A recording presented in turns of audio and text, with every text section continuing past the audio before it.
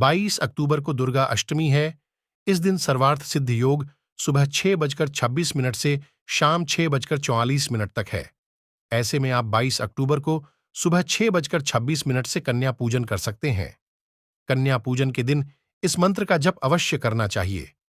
या देवी सर्वभूतेषु कन्या रूपेण संस्थिता, नमस्तस्यै नमस्तस्यै नमस्तस्यै नमो नमः।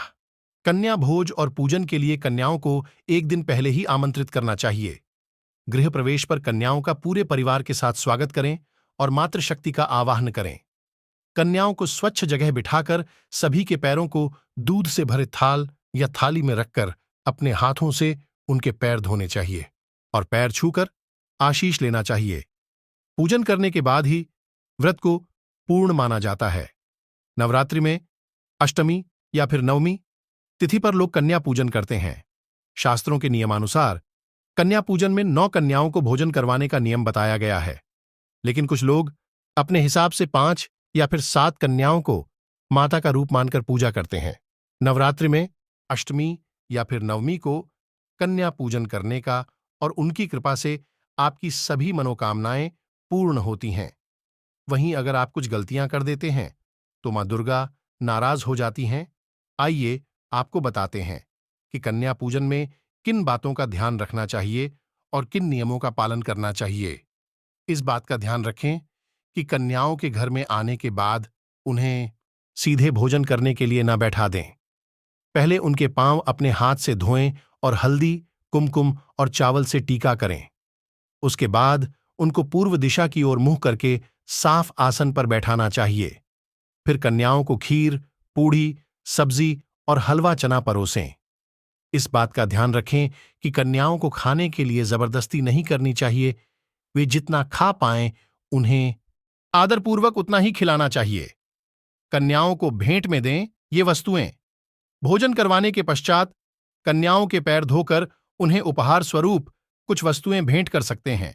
इनमें फल, सिक्के, लाल चुनरी, मिठाई, एक कोई बर्तन आप ले सकते हैं। अगर सामर्थ्य न हो तो आप इनमें से कोई एक चीज भी दे सकते हैं।